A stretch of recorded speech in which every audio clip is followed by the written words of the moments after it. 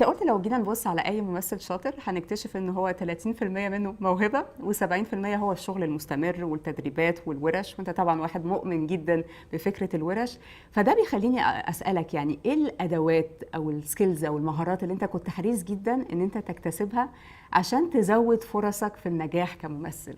اولا بحاول اتعلم تكنيكس بقدر الامكان، سواء الميثود اكتنج اللي هو بتشتغلي على نفسك من الحاجات اللي جواكي تبقى حقيقيه، فكره البينج ان انا ابقى موجود في المشهد، مش بمثل ان انا في المشهد، لا انا موجود في المشهد.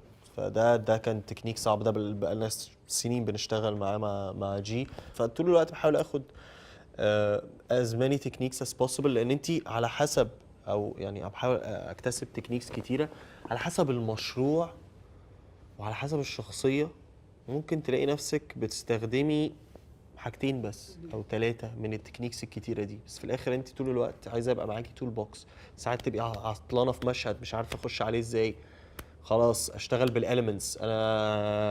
انا فاير ووتر مثلا، او نار وميه. انا عارف دي كونسبت شويه ممكن، بس انا ممكن اشتغل على ده بحاجه فيزيكال، او ان انا ابقى اشتغل على حيوان مثلا يبقى تعبان، او ان انا ابقى اسد، او ان انا ابقى ذئب، او على حسب المشهد عايز مني ايه. فانا اشتغل على حاجه المشاهد ما يعرفش انا بشتغل على ايه، بس هي بتطلع مني حاجه تانية. وانا طبعا بشتغل عليها بسكيل قليل، يعني بشتغل عليها بسكيل كبير تبقى اوفر، واقعد اصغرها اصغرها اصغرها لحد لما تبقى في العينين. فده اللي بنحاول يعني نعمله، يبقى معانا تولز طول الوقت. بحاول اشتغل على اللغه، بحاول اشتغل على accents بس. طب ايه الحاجه اللي انت عايز توصل لها؟